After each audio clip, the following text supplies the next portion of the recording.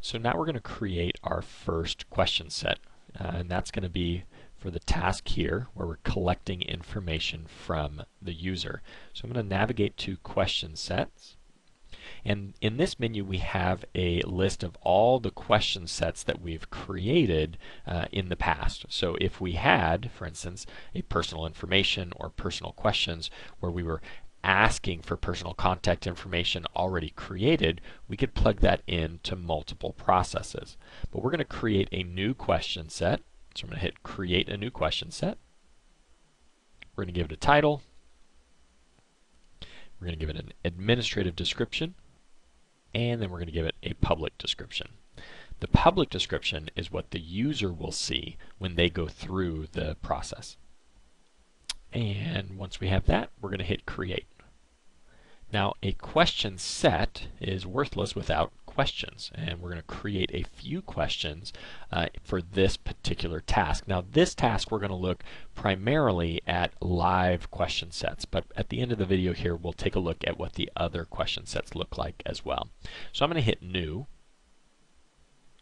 and here I'm going to put in first name, and we're not going to put any description in. We're going to come down here and we're going to select live, and we're going to leave the attribute on first name. I'm going to hit create, hit new again. Here we're going to put last name, again no description. Come down here to live, and instead of first name we're going to select last name.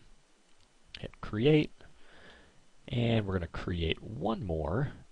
Here we're going to put in address, and we're going to go down to live one more time, and we're going to select home address. Hit create, and we've got our three questions here. Now we can go through and create the rest of these real quick. So we have the other questions created. I skipped over the creation of those because they're the exact same way as the first three that we did. But there are some other question types. So if I go to question here, look at these other question types, you can see we have short, multiple, date, checkbox, phone, long, live, confirm, group select. So as we look at these, I wanted to show you what they look like at the end when they're created. So to do that, I'm going to make this a little bit larger. We're going to kind of zoom in, and we'll look at them one at a time. So here's a short answer, right? So we have a short answer. It's just a one-line alphanumeric text box to be able to put data into. We have our multiple. If we see here, we have a drop down where we would create multiple choices, and those choices would show up here for to be selected from. Here we have a date, and again this is similar to the short answer, but it's date sensitive, so it wants a specific date in there. We have the checkbox question. This would be to check the box if you agree or want to continue. So to pass through that question, they have to check the box. Here we have a phone number.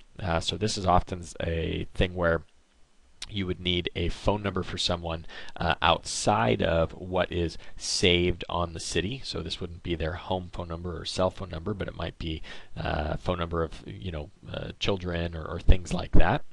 Not used real often, but it's available.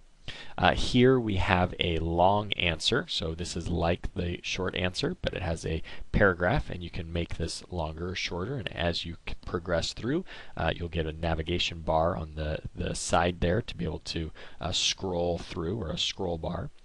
And then we see our live question sets. This is just like the ones we created. We've got our first name, last name. This is a nickname. You can also create a confirm question, and this would allow you to be able to say yes or no. So again, there is no correct answer on this. They just have the option to say yes or no. You would have to follow up with them after they answered. Finally, we have our group select, and group select allows them to target a group that they're involved in. So this would be a way to find out what they feel is a group that's important for whatever purpose they're going through the process with. It might be, what group are you being discipled in, or what group is most important to your walk with Christ, or do you feel most connected with the church? Whatever that would be, they're selecting from the groups that they're involved with on the city. So those are question sets and questions.